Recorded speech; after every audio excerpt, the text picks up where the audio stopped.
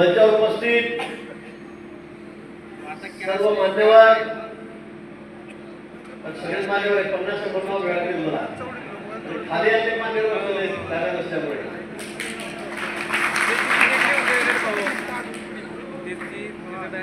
संविधानात आहेत चंदू भाऊसाहेब अशी बॅटिंग केली एक्सपिरियन्स राहत ना ते कंपनीत गेले ते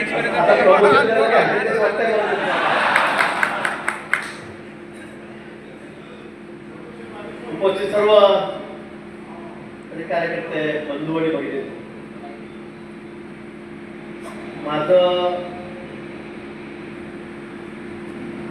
माझी निवडणूक आता संपलेली आता तुमची बारी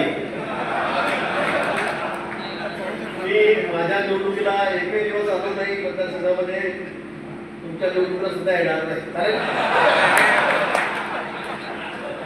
आता मी माझ्या निवडणुकीला तुमच्या घरी कशाला येऊ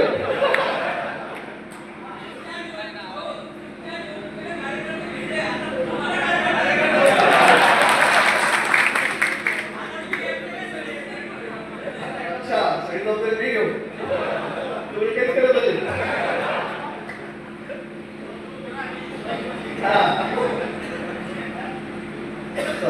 आपण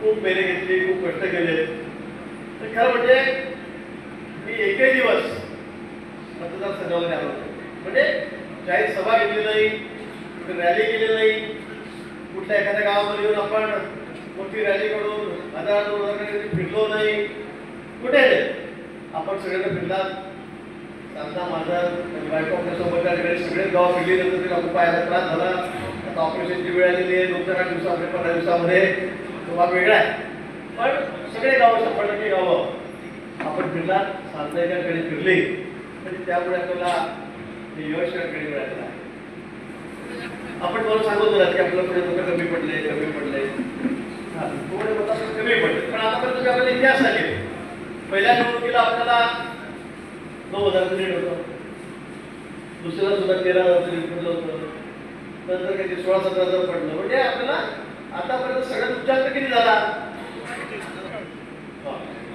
34,000 हो मतं वाढली आपली पण आपल्याला आतापर्यंत जे लीड मिळालं ते 26,000 लीड मिळालेलं आपल्या तालुक्याची रचना सामाजिक असेल भौगोलिक असेल ही अशी आहे की आपण फार हाताने येऊ शकत नाही निवडून ही वस्तुस्थिती आहे आता मागच्या जेवढे मी मंत्री होतो एवढे काम आपण केले त्यावेळेला आपण 36-37च्या जवळपास आपण त्या ठिकाणी गेलो होतो ही वस्तुस्थिती आहे ज्यावेळेला आपण म्हटलं होतं म्हणावं लागतं सगळ्यात जास्त लीड घेऊ उच्चांक करू मलाही कल्पना होती काय होणार आहे काय नाही काही हरकत नाही त्याच्यामुळे फार कुणावर राग करण्याची गरज नाही परिस्थिती बदलत राहते प्रत्येक निवडणुकीला आज काय तर उद्या काय असतं काल थोडक्यात आपल्याबरोबर होते त्याबरोबर तिकडे गेले परिस्थिती बदलत असते दादा तिकडे होते आपल्या विरोधात इतके टर्म लढले प्रदीप बोरोडा आपल्याबरोबर आले दादा आपल्याबरोबर आले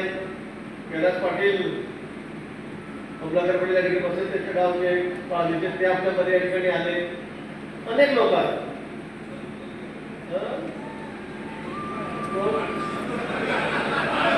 सरकडे पुढे नव्हे करता का त्यांना प्रमोशन करायच्या वेळेला म्हणत नव्हे प्रमोशन करायच्या वेळेला म्हणत नाही नव्हे थांबून घ्यायला जुन्यांना संधी द्या त्या राजकारणामध्ये सगळं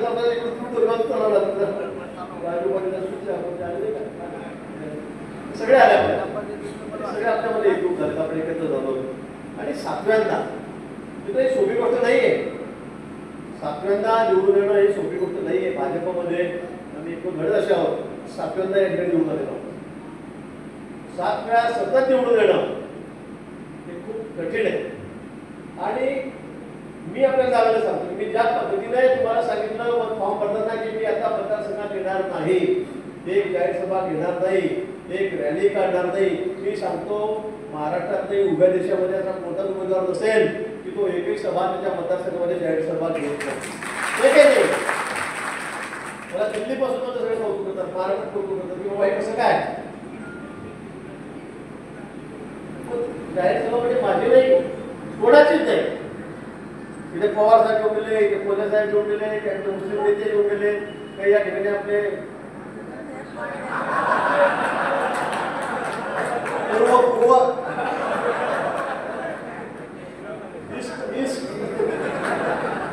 ते पण म्हणजे पावडर टाकलं होते, ती 4-5 सभा घेतल्या. म्हणून तुम्ही घ्या, 4 घ्या, 5 घ्या, 10 घ्या, इथेच खाट टाकून झोपायसाठी तुम्ही जर स्वतः. मी शेवटचा एकच दिवस येईल, तुमची खाटच पडू दे म्हटलं. मी 18 तारखेला प्रकार संपला तर हेलिकॉप्टर इथे आलो, डायरेक्ट मुक्ताईनगरला गेलो. एका रात्रीमध्ये खाट पडून टाकले. काय अवस्था झाली आहे, किती वाईट अवस्था आहे. तुम्ही ऐकलं सगळं, बघितलं ना. इथे पक्षापेक्षा कोणी मोठं नाहीये, इथे सगळ्यात मोठा पक्ष आहे. पक्ष आहे म्हणून आपण आहोत. पक्षाला जो लोक गेला देशभरात उदाहरण आहे, राज्यभरात उदाहरण आहे. यामध्ये लोकांना असं होतं काही लोकांना काय होईल काय होईल, लोकसभेला सोडलं काय होईल, त्यामुळे काही नेते आपले गेले सोडून, राज्यामधले गेले सोडून, काय नाही. आता रडतायत, आता परत घ्या म्हणतात. म्हटलं हे काय घ्या घ्या घ्या घ्या आहे काय, असं नाही झालं. तालुक्यामध्ये सुद्धा मोठी लाईन, जिल्ह्यामध्ये सुद्धा मोठे येण्याचे येत आहेत. घ्या परत घ्या घ्या इकडे. राजकारण एक गोष्टी चालू राहतील, येणं जाणं चालू राहतील, पण पक्षाशी एकनिष्ठ राहिलं पाहिजे. बघा, पक्षाशी तुम्ही एकनिष्ठ राहा, निश्चित त्याचा फायदा आपल्याला देतो. नेहमी ज्यांना असं वाटलं की मी म्हणजे पक्ष आहे, मी पक्षापेक्षा मोठा आहे, त्यांची हालत अशी होती. मी अशी म्हटलं की समजून जायचं, कधी नाव घेणार नाही. Hello hello. तर मित्र, या तालुक्यामध्ये आपण सगळे एकत्रित आहोत, संघटित आहोत. इतके वर्ष आपण काम करतो आहोत. इथे सगळ्या जिल्हा परिषद जागांचा नारायणसाहेब आपल्या आहेत, पंचायत समिती आपल्या सगळ्या संपटकी जागा आहेत, शेतकिसान असेल, मार्केट कमिटी असेल, देखरेख संघ आहे, तो सुद्धा सगळं आपला आहे. नगरपालिका सुद्धा 100% आपली आहे. शेलूरची नगरपालिका सुद्धा 100% आपली आहे. विरोधकांना इथे कुठे पाय ठेवणं सुद्धा वाव आहे का नाही. हा तालुक्यामध्ये 96 सोसायट्या असतील तर 85 सोसायट्या आपल्या आहेत, भाजपच्या आहेत. ग्रामपंचायत सुद्धा 90% आपल्या आहेत. काहीच नाही कुठे समोर, सगळं मैदान साफ आहे. हे का होतं, हे कशामुळे होतं. मला वाटतं राज्यामध्ये असा प्रकार जो आपल्या तालुक्यामध्ये तो इतर कुठेही नाही. आपण राज्यामध्ये सगळ्या बाबतीमध्ये 100% आहोत. आपण नंबर 1 आहे या बाबतीमध्ये, 1 नंबर आपला आहे. आणि तुमच्यामुळे की माझ्या एकट्यामुळे नाही. मी आता तर बाहेर मला फिरावं लागतं, जावं लागतं, पुढे महाराष्ट्रभर बघावं लागतं. दादांनी सांगितलं आता आपण 47 पैकी 44 जागा या फक्त 5 जिल्ह्यात उत्तर महाराष्ट्रात. मी लातूर नांदेड सांगत नाही, तिथे 90% रिझल्ट लागला, 80% लागला. तिथे मला 2-2 दिवस जावं लागलं. पण इथे आपण उत्तर महाराष्ट्रात एक मालेगावची जागा सोडली, एक राम शिंदे आपल्या सभापती त्याची जागा सोडली, आणि श्रीरामपूरची जागा सोडली. तिकीट द्यायला चुकलं, माझं ऐकलं नाही, ती जागा तर सोडली. तर आपण 44 जागा या उत्तर महाराष्ट्रामध्ये खाली दिलेल्या आहेत. युतीच्या आपण युतीची होती, फक्त भाजपची नव्हती. आणि मी वरती शब्द दिलेला होता की महाराष्ट्रामध्ये नंबर 1 हा उत्तर महाराष्ट्र राहील. आणि आपण ते सगळं घडून दाखवलं. आपण ते घडून दाखवलं. हे फक्त आपल्यामुळे झालं, कार्यकर्त्यामुळे झालं, आपल्या जिद्दीमुळे झालं, आपल्या काम करण्याची प्रामाणिकता आहे त्यामुळे झालं. काही लोक आहेत आपले डोळे ते 35 वर्ष झाले म्हणजे इथून माणूस तिथे काय करतोय ते मला इथून कळतं. माझं काय बोलतोय, त्याच्या पोटात काय, त्याच्या ओठात काय, याकडे बरोबर कळतं.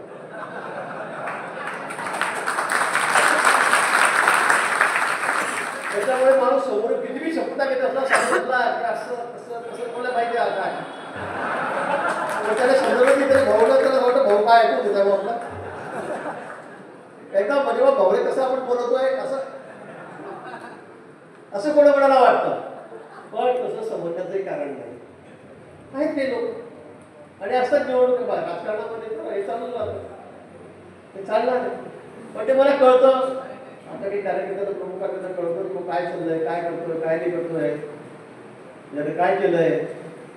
काही लोकांच्या मध्ये फोन आले तर आम्ही बोलून दाखवलं. अरे म्हटलं तू फार फार वेळ घेतो तर आराम कर म्हटलं तुमच्या 8 दिवस फार नाही भाऊ सत्कार्याला भेटायला नाही. अरे म्हटलं तू चुकलाय म्हटलं. तर ते कळतं की भाऊ काय म्हणताय म्हणून. 100% कळालं की भाऊ असं का म्हणताय, फार थकलाय, तू आराम कर, लय वेळ घेतली तुला. पण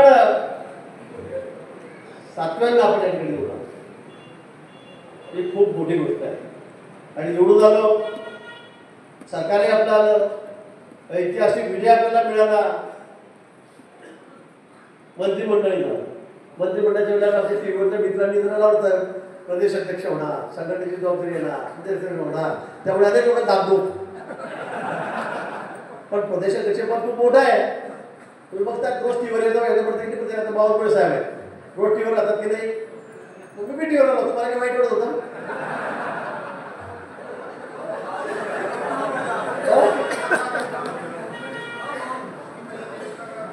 आता मी मंत्री झालो की तुम्ही कामं करता, मी अध्यक्ष झालो असतो तुम्ही पक्षाचं काम करायचं होतं.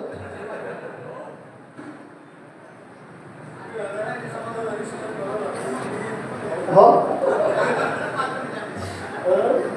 तर अनेक लोकांना असं वाटत होतं, अनेक फोन येत नाही हो भाऊ आपलं आपलं मंत्रीपद बरं आहे, आपल्याला कामं करत आहे, केवढे कामं झाले. खरं आहे, ग्रामविकास मंत्री असताना मला वाटतं आपण खूप मोठ्या कामाचा डोंगर तालुक्यामध्ये केलेला आहे. खूप कामं आपण केली. मागे जलसंपदा मंत्री असताना सुद्धा आपण त्या खात्यातून खूप मोठा आपल्या तालुक्याला जिल्ह्याला न्याय दिलेला आहे. आणि सगळ्यांना असं वाटत होतं खात्याच्या बाबतीत भाऊ हे खात्यामध्ये परत भेटलं पाहिजे, जलसंपदा खात्यात परत भेटलं पाहिजे. सगळ्यांची एकच मागणी होती, काही करा हा तालुका 100% हिरवा करा, 100% शेतकऱ्यांना पाणी भेटलं पाहिजे. हे प्रत्येक कार्यकर्त्याला वाटत होतं. आणि तेव्हा शक्य होतं जेव्हा हे खातं आपल्याकडे येईल. आणि बघा दिवस केवढा मोठा, हा नशिबाचा भाग आहे. माझ्याही आणि तालुक्यापासून येते, म्हणजे मी जिल्ह्याला नाही जाणार आहे, राज्याला नाही जाणार आहे, मुंबईपासून समर्पण पासून सगळ्या यंगमा रिजन पासून मला सगळ्यांना आता नाही पुढच्या 4-5 वर्षामध्ये पाण्याची परिस्थिती बिकट होणार आहे मुंबईची. आता ते सगळे राहिलेले प्रकल्प आहेत, खूप मोठे आहेत, ते सगळे पूर्ण करायचे. विदर्भामध्ये पाणी द्यायचं आहे, एकच प्रकल्प आमचा सुरू होणं. त्याच्यानंतर अभ्यास 300 कोटी नुसतं सर्वेचं टेंडर आम्ही दिलेलं आहे. 85,000 कोटी रुपयाचा एकच नदीवर प्रकल्प आहे. फक्त एकच नदी अशी ओळखण्याची आहे, 85,000 रुपये एकच नदीला खर्च लागणार आहे. आणि असे लाख कोटींचे कामं या खात्यामध्ये आता माझ्याकडे. तापी महामंडळ आपल्याकडे झालं, विभाजन झालं, पश्चिम महाराष्ट्र तिकडे गेला, मराठवाडा तिकडे गेला. पण या 3 महामंडळामध्ये एवढी कामं आहेत की ती एका मंत्र्याकडून सुद्धा आवडली जाणार नाही, एवढी मोठी कामं आहेत. आणि त्यात आपला भाग जो आहे तापी आहे, याला आपल्याला न्याय द्यायचा आहे. अनेक प्रकल्प राहिलेले आहेत. मोदवरचे 2 प्रकल्प आपण आता सुरू केले इलेक्शनच्या तोंडावर, त्यांना पैसे द्यायचे. ते आले की आपला इकडचा पूर्वेकडचा भाग सगळा हा सगळा इरिगेटेड होणार आहे. सगळा तुमचं राजकीय ऑटोमेटर सगळ्यांना पाणी मिळणार आहे, कुठे कुठे काम खाली राहणार नाही. इकडे आपण आता वाघूर घेतला, 4,500 शेततळे, तिथे सुरुवात केली. पण फोटो पाहिला असेल मला, मी तळे पाहतो सगळे मशीन लागले. 65 मशीन आता 45 पर्यंत आला तर 65 मशीन या तर रात्रंदिवस काम करणार आहेत, शेततळे करणार आहेत. 4,500 शेतकऱ्यांना आपण तळे देतो, 24 तास त्याला पाणी मिळणार आहे. धरणाचं बटन दाबलं पडतं कमी आहे, दाबायचं बटन, प्रत्येकाचे वेगळे लाईन आहेत, दाबायचं बटन कमी झालं का पाणी, मला पाणी संपलं तो बटन दाबलं की तिथं तळ्यामध्ये पूर्ण पाणी, सगळे तळे भरले जाणार आहेत. आणि सगळ्यात महत्त्वाचा फायदा काय असेल, शेतीला पाणी मिळेल. गाई म्हशी आपल्याला गुरं पाहता येतील, दुग्ध होईल, चारा होईल. पण त्याहीपेक्षा त्या शेतकऱ्यांमध्ये आपण जे मासे पाळणार आहोत, पशुपालन करणार आहोत, त्याचं उत्पन्न आपल्या शेताच्या उत्पन्नापेक्षा जवळपास 4 पट जास्त आहे. 4 पट जास्त आहे. म्हणजे शेतकऱ्याला त्याच्या शेतामध्ये तळ आहे, आता त्याला बघण्याची गरज नाही. मस्त बी काढून सोडलं जाईल, तरी ते सोडायचं, तरी ते मोठे करायचे मासे, वर्षभरामध्ये ते पिकीला सुरुवात होईल आणि त्याचं उत्पन्न एवढ्या लाखात येईल की आपण विचार सुद्धा करणार नाही. अशा पद्धतीने देशातला एक आगळा वेगळा कार्यक्रम आपण हा त्या ठिकाणी घेतलेला आहे. देशामध्ये असं कुठेच नाही आहे की धरणातून पाणी डायरेक्ट शेतकऱ्यावर जात आहे म्हणून, असं कुठेच नाही. हे पहिल्यांदा असं झालेलं आहे. ते केलं. भागपूर 750 कोटी रुपयाचं टेंडर या महिनाभरामध्ये आपण या ठिकाणी काढतोय, एका महिन्यामध्ये या ठिकाणी काढतोय. आणि त्यामुळे आपला सगळा पौरचा भाग, शेंदुडीचा भाग, लोहाऱ्याचा भाग, हा सगळा भाग आता आपण पूर्ण सगळे तलाव आपण, जसं आपण शेततळे म्हणणार आहे, तुमच्या तलावातले पाणी संपले की लगेच तलावामध्ये पाणी टाकणार. मे मध्ये संपलं का बटन दाबलंय की डायरेक्ट तापीचं पाणी आलं, डायरेक्ट धरणामध्ये पाणी येईल.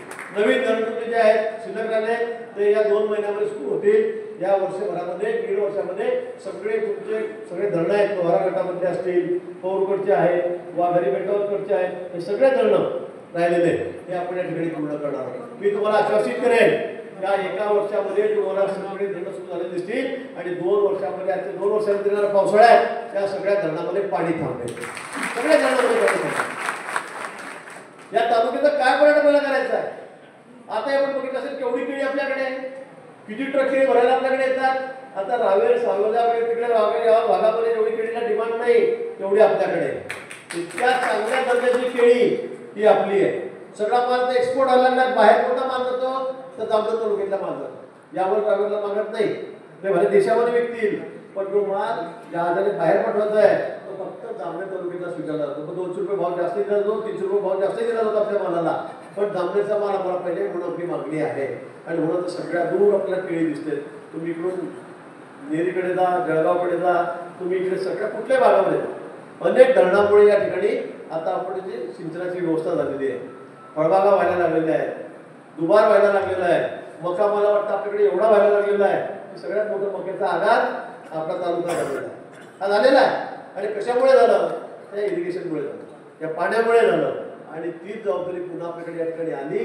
त्यामुळे मी तुला हमखास सांगू शकतो, दुसऱ्या खात्याचा मंत्री असून दुसऱ्या खात्याच्या मंत्र्यांना सांगताना आता जसं आपण ग्रामविकास मंत्री झालो, आपण 25% कमी पडलो का?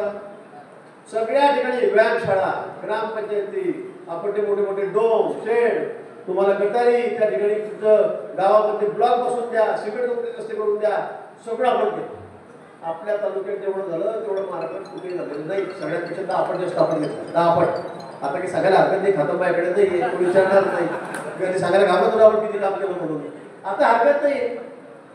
आपण माझ्याकडे टुरिझम खात होतं, पर्यटन खातं, शिवाजी महाराजांचा केवढा मोठा पुतळा, बाबासाहेबांचा पुतळा, आपण सगळ्यात म्हणजे नेरीला, पाळदीला तुमच्याकडे सगळ्या ठिकाणी. तर फतेपूरला काम चालू आहे, आपण या ठिकाणी पहुला करतोय, शेंदुडीला काम चालू आहे, तोंडापूरला करतोय, सगळ्या ठिकाणी चिंचखेड्याला आपण त्या ठिकाणी सगळ्या ठिकाणी आता सगळा निधी देऊन पैसे देऊन आपण छत्रपती शिवाजी महाराजांचे त्या ठिकाणी पुतळे, कुठे घोड्यावर बसले अश्वावर बसतील, कुठे सिंहासनावर बसले, जगातला देशातला सगळ्यात मोठा पुतळा देशातला हा सिंहासनावर बसलेला हा आपण आपल्याकडे लावलेला आहे. आपल्याकडे या ठिकाणी बाबासाहेबांनी एवढा मोठा पुतळा नाशिकला पण नाही, तेवढा मोठा उंच पुतळा. अजून त्यांची कामं आता फायनल स्टेजमध्ये आहेत, रोबोटी चाललेली आहे. आपण उद्घाटनासाठी आपण तो लवकर करून घेतला होता, पण आता सगळं फायनल टचिंग चाललेलं आहे. सोनबर्डीवर तुम्ही गेला काय परिस्थिती जाऊन बघा काय तिथे, म्हणजे 4 जिल्ह्यातले लोक फिरायला, धुळ्यापासून मिळून फिरायला लोक पुण्याच्या सहली येतात. जामखेडला चला काय केलं बघायला. ते कारण जे 10-20 जिल्ह्यामध्ये कुठे नाही ते फाउंटन, कुठे नाही ते आपण त्या ठिकाणी केले. पाणी नव्हतं, आपण पाणी सोडलं, ते दोघी 3 टेकड्याच्या भिंत बांधली 7-10 फुटाची, ते पाणी अडवलं. एवढं मोठं चांगलं काम आपण केलं. वाघोला तर आपण प्रति काश्मीरच केलेलं आहे, प्रति काश्मीर केलेलं आहे. इतकं सुंदर आपण त्या ठिकाणी बेटामध्ये केलेलं आहे. आणि म्हणून तालुक्यामध्ये जे करता येण्यासारखं होतं ते आपण सगळं केलं आहे. पण येणाऱ्या काळामध्ये अतिशय महत्त्वाची जबाबदारी आपल्याकडे आहे. आपत्ती व्यवस्थापन माझ्याकडे आहे. कुठे काही झालं, संकट आलं, अतिवृष्टी झाली, लँडस्लायडिंग झालं, कुठे काही डोंगर कोसळला, कुठे जीवितहानी झाली, ते सगळी मदत करण्याची जबाबदारी आपल्याकडे आहे. कुठे आता तुम्हाला जर थांबायचं असेल तर तुम्हाला आता गावाला बंधारे बांधायचे आहेत, संरक्षण भिंती बांधायचे आहेत, तेही काम आपल्याकडे. अनेक पिढ्यापिढी संरक्षण भिंती बांधायचे आहेत, तेही काम आपल्याला पूर्ण करत आहेत. अनेक गावामध्ये आपण एवढ्या संरक्षण भिंती बांधण्यामागचे इरिगेशन खात असल्यामुळे की तुम्हाला माहिती किती मोठ्या भिंती बांधतात. प्रत्येक गावाला म्हणजे नेरीसारखं गाव बघा, तुम्ही पुलावर आले की सगळ्या भिंती बांधलेल्या मोठ्या रुपयाच्या होता तुमच्याकडे बांधलेल्या आहेत, शेंदुडीला तुमच्याकडे बांधलेल्या आहेत, देवपिंपरी असेल, अनेक गाव आहेत, पिंपळगाव वगैरे, वाकोद, सगळ्या ठिकाणी. पण आता सुद्धा मी तुम्हाला सांगतो की कुठलंही गाव असं राहणार नाही की पुरामुळे त्रास होतोय, पूर गावामध्ये घुसतोय, पाणीगाव घुसतोय, माती दसते, घरात वगैरे वाहून जातील, असं कुठेही राहणार नाही. ते सगळे कामं आता आपल्याला या वर्षभरामध्ये पूर्ण करायचे आणि ते आपण त्या ठिकाणी पूर्ण करूया. अशा अनेक गोष्टी आहेत. पण त्याही पलीकडे जाऊन कामं होतील, कामं कुठले तुमचं बाकी राहणार नाही. कुठलाही नाही. आता सौर ऊर्जेवर आपल्याकडे इलेक्ट्रिकचा प्रॉब्लेम होता. आता सौर ऊर्जेवरती पंप आपण दिलेले तुमच्याकडले आपल्याकडे तर पण सगळ्यात जास्त पंप आपल्या फाळदी गावामध्ये बसवले सगळ्यात जास्त म्हणजे. आणि सगळीकडे आपण देतोय. एवढी मोठी अभिनव योजना आहे. शेतकऱ्यांना किती त्रास होता. रात्रभर बाहेर जावं लागत होत्या. 2 तास लाईन जायची, 1 तास जायची, तासभर अर्धा तास यायची, परत जायची, परत पट्टीचा बऱ्याच परत किती हाल होते शेतकऱ्यांचे. पिचू काट्यामध्ये रात्री किती थंडीमध्ये किती उन्हाळ्यात रात्रभर फिरावं लागत होतं. पण आपण आज सौर पंप दिल्यामुळे 12 तास आता 7.5 तास पंप चालायला लागले. किती त्रास कमी झाला. बिल आपल्याला माफ झालं. लाडक्या बहिणींचा उल्लेख झाला. आता तेही पैसे वाढत आहे. केवढी मोठी योजना आपण केल्या. आरोग्याच्या योजनेच्या बाबतीमध्ये मी तुम्हाला सांगेन, आरोग्याच्या योजना आपल्याकडे आधीपासून आपण करतो. आधीपासून आपण त्याच्यामध्ये आपला हातखंड आहे. मतदारसंघात कोणी आजारी पडलं तर मला वाटतं महाराष्ट्रात कोणी एवढी काळजी करत असेल तेवढी आपण करतो. ही वस्तुस्थिती आहे, तुम्हाला माहित आहे. पण आता तर या पुढे जाऊन आता त्याची सगळी जबाबदारी आता मुख्यमंत्री फंडासाठी मुख्यमंत्र्यांकडे जाणं होतं. त्यांना सांभाळ होतं. शिंदे साहेब असतील, त्याच्या पूर्वी उद्धवजी असतील. पैसे वेळ मिळत नव्हते. नंतर पण पैसे तसंच जावं लागतं घरी पैसे देऊन. त्याचे हार व्हायचे. पण आता तुम्हाला मला सांगायला सर्वात मोठी अचिव्हमेंट आपली काय झाली. खातं तर आपल्याकडे आलं, मी मंत्री झालो. पण या आरोग्याची जी योजना आहे मुख्यमंत्री सहायता केंद्र आणि चॅरिटी केंद्र म्हणजे तुमच्याकडे कोणाला 25 लाखाचे ऑपरेशन असेल, 50 लाखाचे असेल, तुम्हाला मोठ्यात मोठ्या हॉस्पिटलला करायचंय, ब्रिजकंडीला करायचंय, बॉम्बेला करायचंय, लिलावलीला करायचंय, पुण्याला रुबीला करायचं, तुम्ही सांगा की फुकट करण्याची जबाबदारी आता आपल्याकडे आहे. आपल्याकडे आहे. मुख्यमंत्री साहेबांनी लाख रुपये 2 लाख पैसे चालले पत्र तिकडून फोन केला, चला आला की दुसऱ्या दिवशी. आता 4 दिवस 8 दिवस वेगळायची गरज नाही. आणि या सगळ्या योजनेचा मुख्य कोण आहे. रामेश्वर एकटा 300 लोक पूर्ण मंत्रालयामध्ये पूर्ण फ्लोर घेऊन त्या ठिकाणी बसलेला आहे. तो त्याचा अध्यक्ष आहे. त्याच्याकडे आपण ते काम दिलेलं आहे. मुख्यमंत्री महोदयांनी दिलेलं आहे. एवढं सोपं नाही मित्र आहे. एवढं सोपं नाही की एवढ्या मोठ्या आरोग्याची जबाबदारी त्याच्याकडे मंत्रीपर्यंत बघडीचं काम आहे हे त्याच्याकडे त्या ठिकाणी दिलेलं आहे. त्याचा प्रामाणिकपणा करून दिलेला आहे.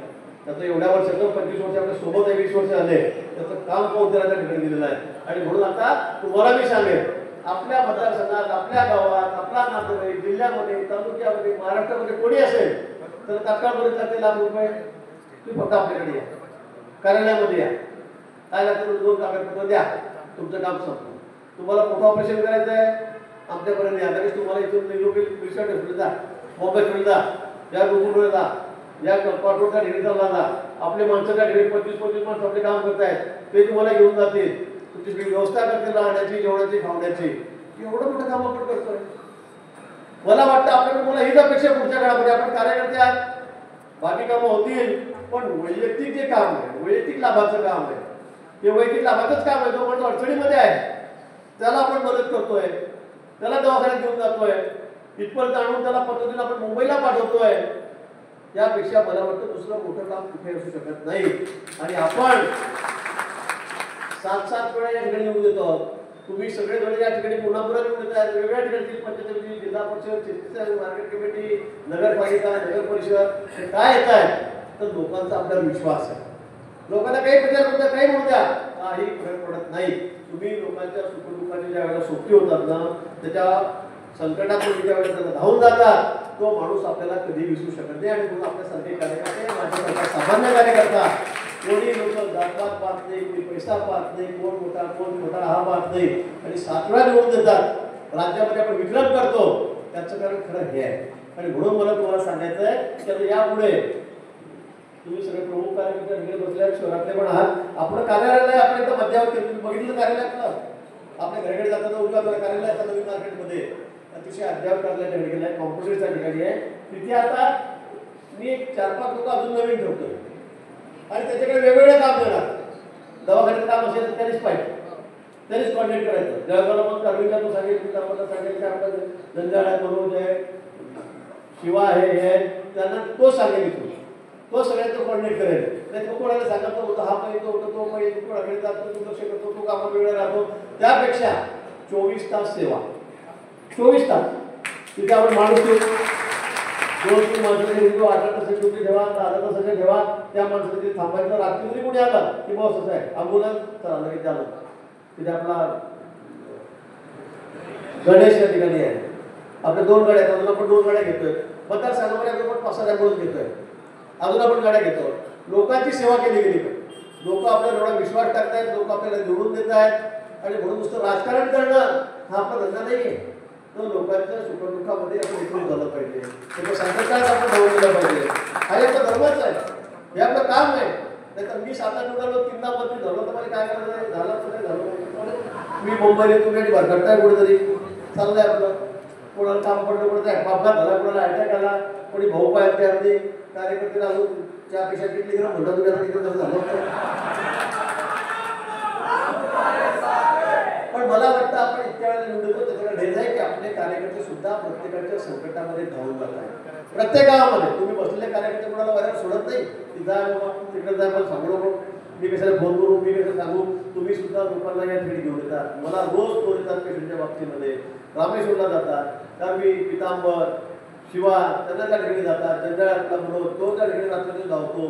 तुम्हाला अनेक लोकांना जळगावचा अनुभव असेल. कोणी पेशंट असला की 1 मिनिट सुद्धा आपला कार्यकर्ता वेळ लावतो का तिथला जळगावचा, लगेच पळत जातात.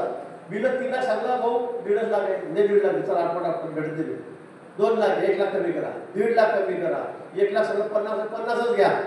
फुकट करायचं आहे स्कीम मध्ये बसवा. आपल्याला माहिती कोणतं स्कीम आहे, डॉक्टर आहे, कोणतं असलं आहे.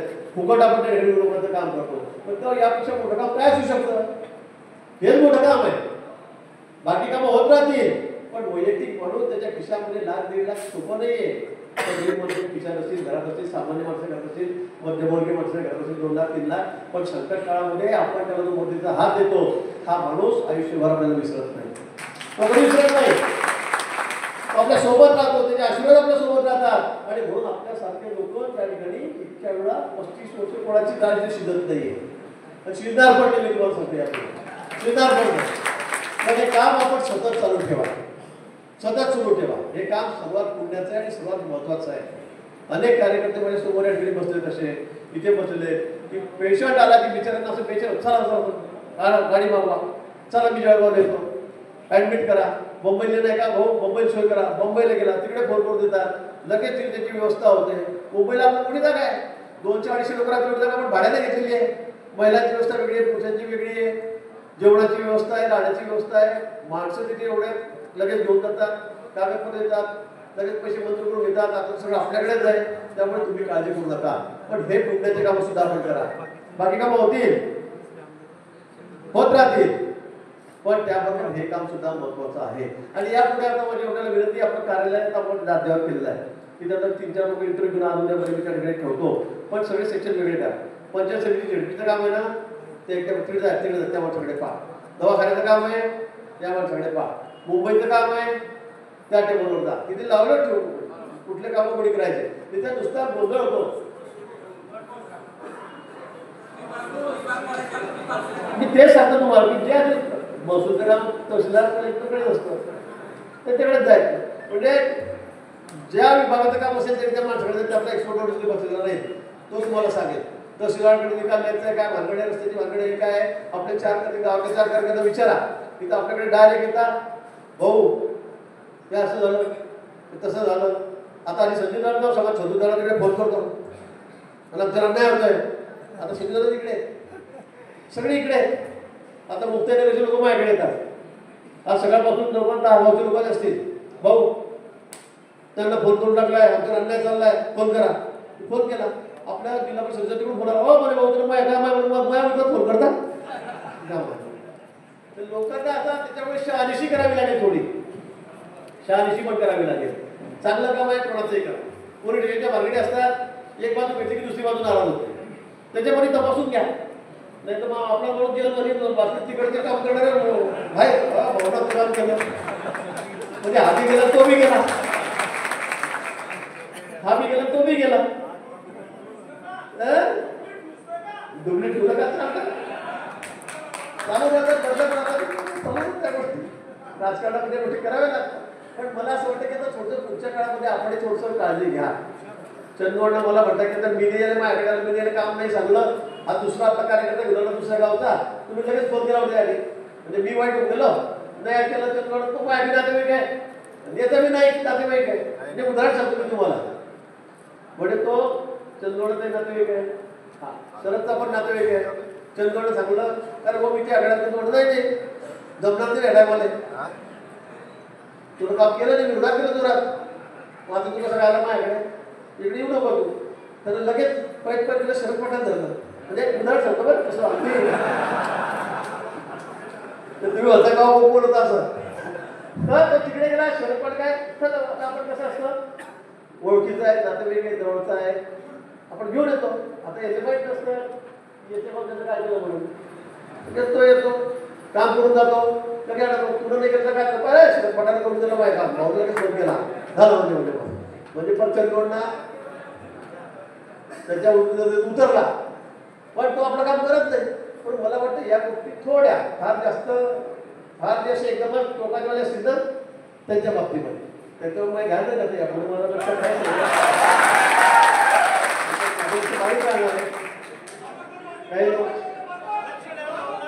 काही लोकांच्या रेकॉर्डिंग माझ्याकडे आल्या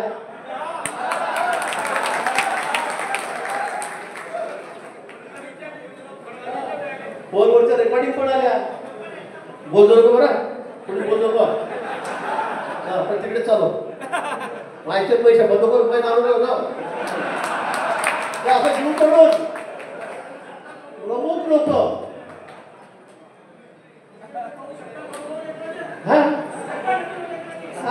पण मला असं वाटतं की अशा पद्धतीने काही लोकांनी गडबड केली मग त्याच्यावर लक्ष ठेवावं लागेल.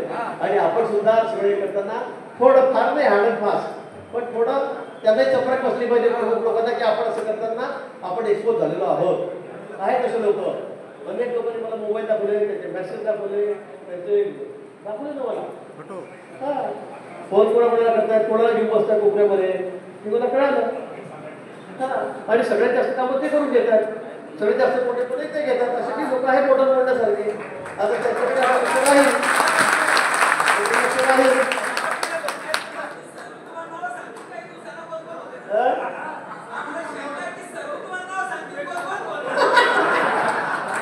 ते सगळं उघडतं बरोबर. आता संगीताबरोबर सगळं कोण काय काय करतो संगीताबरोबर पहिले आपल्याला सांगलं कोण कोण वाटत तुमच्याबद्दल.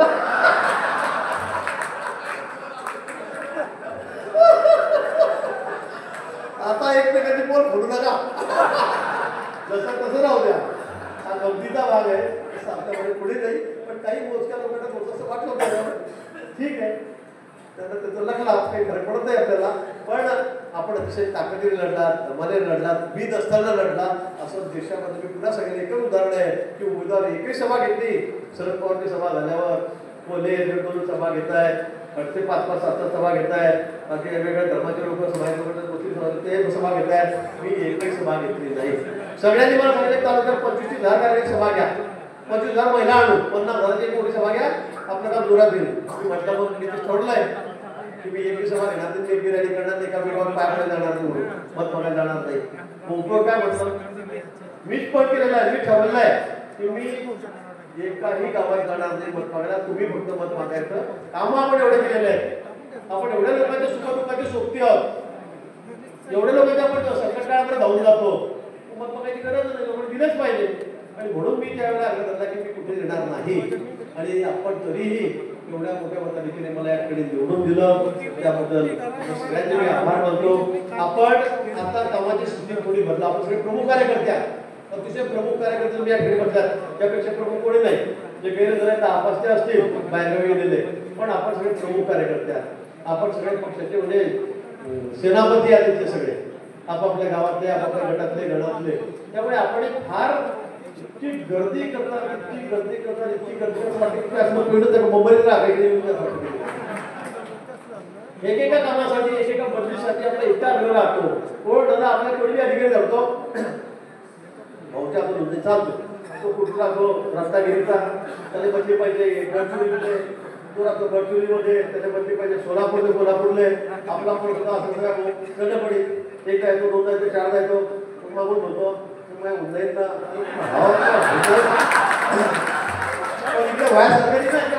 मी करतो मी झालंच पाहिजे पण ते होतच नाही ना सर ते नियमात बसतच नाही.